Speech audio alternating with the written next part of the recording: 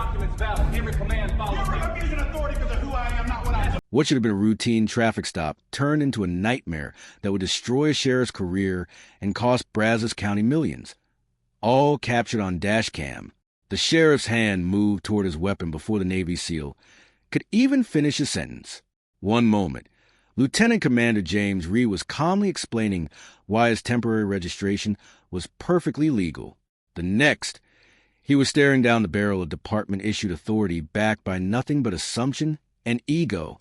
What happened in the following 11 minutes would cost Brazos County more than their entire annual budget, and end a 23-year law enforcement career in disgrace. This wasn't supposed to happen. Not to someone like James. Not on a random Tuesday afternoon on State Highway 21. James had been driving back from visiting his mother in Houston. She had just turned 70, and he'd spent the weekend helping her reorganize a garage, fix a leaking faucet, and listen to stories about his late father. Standard son duties. He was tired but content, looking forward to return to base in San Diego. His truck was new, purchased just 2 weeks earlier from a dealership in Virginia near his previous duty station. The temporary tags were clearly visible in the rear window, valid for another 45 days. Sheriff Clayton Briggs saw something else entirely. Briggs had been with the department since he was 21, working his way up from deputy to sheriff through what he called old-fashioned police work. Others might call it something different. His record showed a pattern of stops concentrated in specific neighborhoods, targeting specific demographics. 17 formal complaints over 2 decades, all dismissed or marked as unfounded. The system had protected him perfectly, until the moment he decided to pull over the wrong person on the wrong day, with a dash cam recording every second. The initial stop seemed routine enough. Briggs activated his lights, and James pulled over immediately, hands visible on the steering wheel before the sheriff even approached. Textbook compliance. James had been through this before, more times than he cared to count. He knew the script by heart. But Briggs wasn't following any script. The sheriff approached the driver's side window with his hand already resting on his holster, not hovering, actually resting, fingers drumming against the leather. James noticed immediately. His training kicked in, the same heightened awareness that kept him alive during 3 combat deployments in hostile territories. This wasn't standard procedure. This was a man looking for confrontation. License and registration. Briggs said flatly, no courtesy, no explanation for stop. James handed over his military ID along with his driver's license. He explained about the temporary registration, pointed to the clearly visible documentation in the rear window, keeping his voice calm, professional, exactly how the Navy had trained him to handle tense situations. Diffuse. Don't escalate. Provide information. Maintain respect. Follow protocol. Briggs barely glanced at the military ID before handing it back. He focused entirely on the temporary registration paperwork, studying it like it was written in code. James watched the sheriff's expression shift from scrutiny to something else, not confusion. Determination. The look of someone who had already decided how this would end and was now just finding justification. The temporary tag looked suspicious. Briggs's voice hardened. Accusatory. James felt his stomach tighten. Suspicious? How? The paperwork was legitimate. Issued by a licensed Virginia dealership. Completely legal under federal interstate commerce regulations. Thousands of people drove through Texas every day with similar documentation. That's when Briggs asked James to step out of the vehicle. No reasonable officer makes that request during a routine traffic stop for a documentation check. James knew it. Briggs knew it. But Briggs had a badge, a gun, and 23 years of getting away with exactly this kind of behavior. James had military training, combat experience, and the knowledge that one wrong move could end with him bleeding out on Texas asphalt. While his mother wondered why he hadn't made it home, he stepped out of the truck. The dash cam captured everything in crystal detail. James stood with his hands clearly visible, speaking in measured tones, explaining his military service, his recent purchase of the vehicle, and the complete legitimacy of his documentation. Briggs circled like a predator, finding fault with everything. The way James was standing, the tone of his voice, the fact that he was asking questions about why this stop was necessary. You're being uncooperative. Briggs said, loud enough for the dash cam to catch every syllable. The accusation was absurd on its face. James had complied with every request, provided every document, and maintained perfect composure despite increasingly hostile treatment. But Briggs needed James to be uncooperative, needed him to be a threat, because what came next required justification. Briggs called for backup. Within 6 minutes, 2 additional patrol units arrived. Neither deputy had any idea what they were responding to. Dispatch reported a suspicious vehicle stop with an uncooperative driver. They pulled up expecting potential danger and instead found a Navy SEAL standing next to his truck, perfect military posture, speaking respectfully to their sheriff, surrounded by documentation proving he'd done nothing wrong. Deputy Angela Martinez arrived first. 15-year veteran, solid record, no complaints. She immediately sensed something wasn't right. The second deputy, rookie Kyle Chun, was too new to question anything. He just took position where Briggs directed him. James watched 3 officers position themselves around him like he'd committed murder instead of driving while black in a new truck. The absurdity would have been funny if it wasn't so dangerous. He'd faced enemy combatants in Fallujah with less firepower pointed in his direction. Martinez asked Briggs what was going on. The sheriff's explanation made no sense, even to her. Suspicious temporary registration, uncooperative driver, possible stolen vehicle. Each claim more ridiculous than the last, contradicted by the physical evidence sitting right there in James' hands. But Martinez understood what Chin didn't. Challenging your sheriff on scene in front of a civilian wasn't how you kept your job in Brazos County. You might have questions. You might know something isn't right, but you swallow it, follow orders, and maybe bring it up later through proper channels. That's how the system works. That's how bad cops operate for decades. She took position and said nothing. Briggs demanded James submit to a vehicle search. James asked on what grounds, since he committed no crime and the stop lacked reasonable suspicion. That question, completely legal and reasonable, was apparently the final straw. Turn around and put your hands behind your back, Briggs said coldly. The dash cam captured James' expression, resignation. Not fear, not anger, resignation. A man who had served his country with distinction, earned medals for valor, saved lives under enemy fire, and was now being handcuffed on a Texas highway for asking a question. The metal cuffs clicked shut around his wrists. Standard police handcuffs. Too tight. James didn't complain. He'd been through worse in SEAL training. Martinez watched, stomach turning. She'd seen questionable stops before. She'd witnessed Briggs push boundaries. But this was different. A clear violation happening right in front of her, recorded for posterity, and she was part of it now, whether she wanted to be or not. Chun, young and eager, genuinely believed they were arresting someone dangerous. That's what Briggs told them. That's what 23 years of experience suggested. James stood handcuffed, breathing steadily, maintaining composure. His mind was already working through what would happen next. The arrest report, the fabricated charges, the system that would initially believe a sheriff over a black man, even one in uniform. But James and what most victims of wrongful arrest don't. Resources, knowledge, connections, and irrefutable video evidence of every second.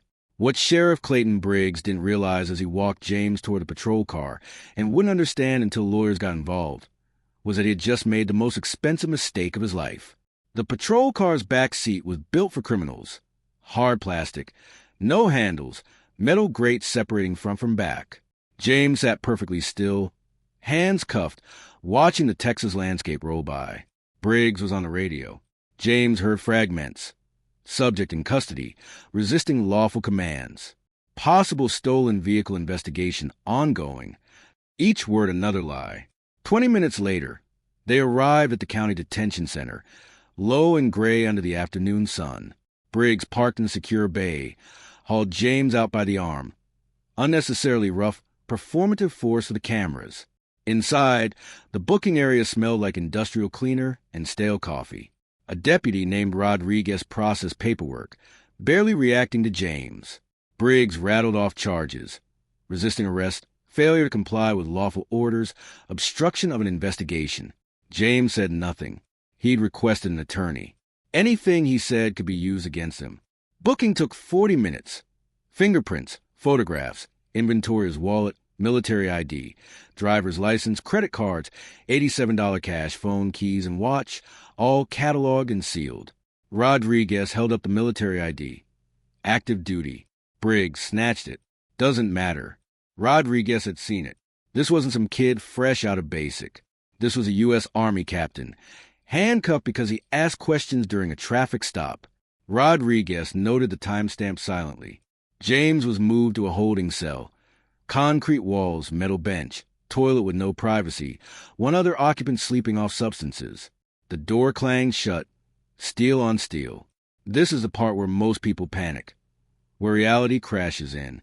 James, trained to captivity, sat on the bench, running every word, every action, chronologically, preparing for his lawyers. 3 hours passed. The other man slept. James stayed patient. Finally, Deputy Foster arrived. "You've got a phone call." James followed, handcuffs removed, door closed. He called his attorney, Vincent Shore. Laid out the facts, calmly, chronologically. Shore listened, typed notes. Then Shore's voice changed. "James, this isn't just a bad stop. This is a civil rights violation. Deprivation of rights under color of law. This is federal.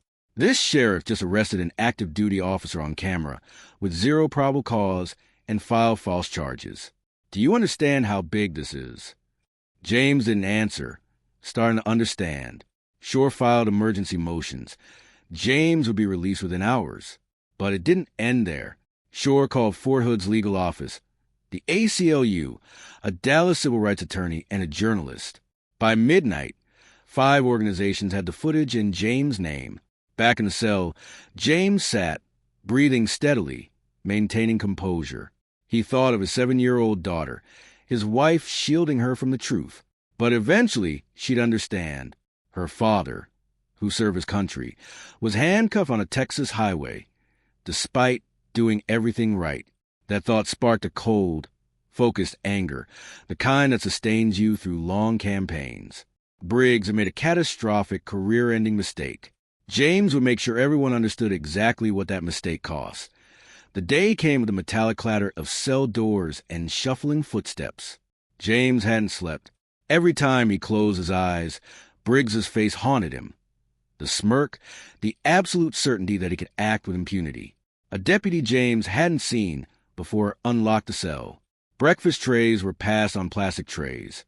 Powdered eggs, gray meat that might have been sausage, and toast that bent like rubber. James ate mechanically. Military training had taught him to consume food when it was available. You never knew when the next meal would come. 2 hours later, an older deputy named Sullivan arrived, likely close to retirement. He informed James he was being transferred to the county for arraignment. The process was slow, deliberate, more paperwork, more waiting. James was handcuffed again, metal biting into wrists already bruised and forming dark purple rings. Sullivan noticed but said nothing.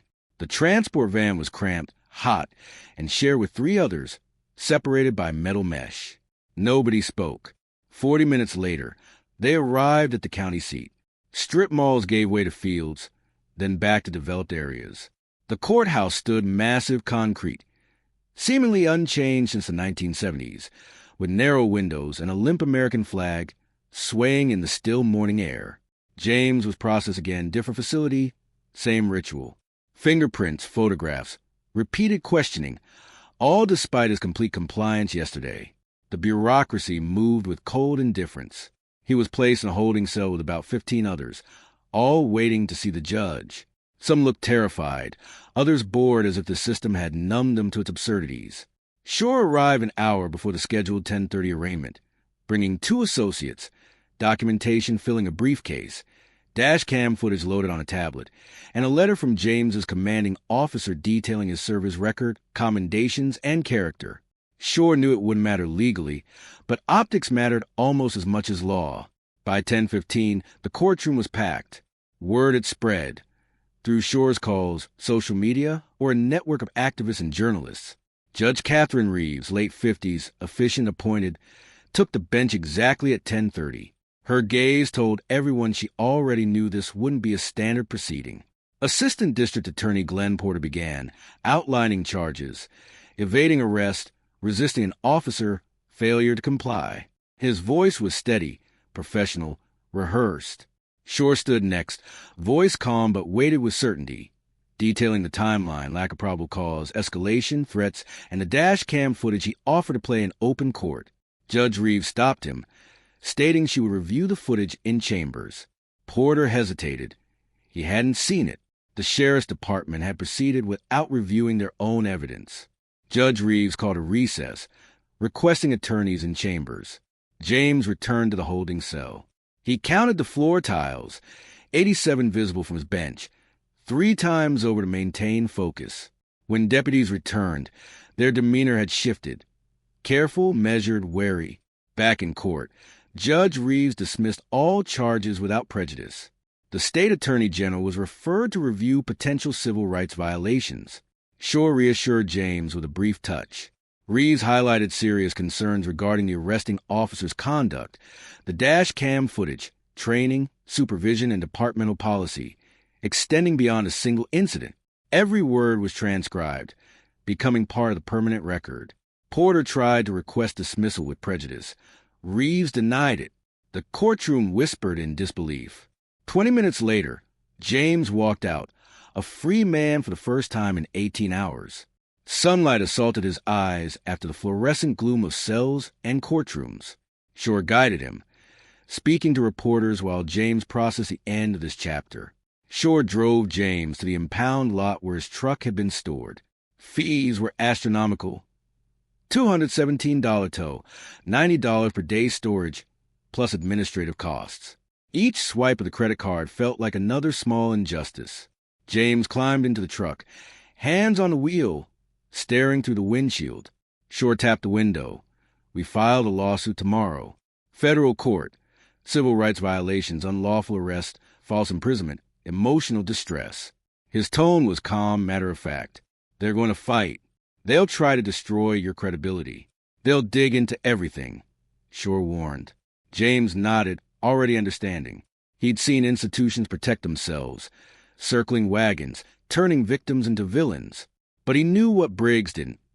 Training to withstand pressure, composure under circumstances that would break most people. The lawsuit was filed Thursday morning. By noon, 3 news outlets had published stories exposing the sheriff's department. The 93-page complaint named Officer Briggs, Sheriff Coleman, the department, and the county, detailing every illegal search, fabricated arrests, and coordinated false testimony, using dash cam timestamps and audio of Briggs' plotting justifications. 7 previous cases revealed a pattern: Black or Hispanic drivers unlawfully targeted. The complaint demanded $3.7 million, punitive damages, legal fees, and a federal consent decree enforcing departmental reform. By Friday, county lawyers assessed exposure grim. Dash cam footage and officer audio made the case almost impossible to defend. The deposition phase crushed Briggs and Coleman. Under oath, Briggs contradicted himself repeatedly, revealing bias, incompetence, and absurd fears of James' military bearing. Coleman admitted prior complaints and policy violations, failing to justify support for Briggs. The prosecutor confirmed no probable cause existed. A settlement conference followed. Initial offers insulted James, $200,000 in NDAs. Shore refused. After 6 hours of negotiation, the final offer stood, $1.2 million. No NDA, Briggs terminated, mandatory bias training, departmental reforms, and a written apology from Sheriff Coleman. James accepted, not for money but for accountability. 3 weeks later, settlement finalized. James paid off debts, invested the rest, and Briggs was fired. Coleman retired quietly. DOJ launched a pattern and practice investigation. James never returned to construction, instead enrolling in college for criminal justice, determined to understand the system and enact change.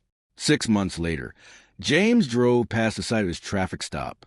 The asphalt was unchanged, cars speeding by, oblivious.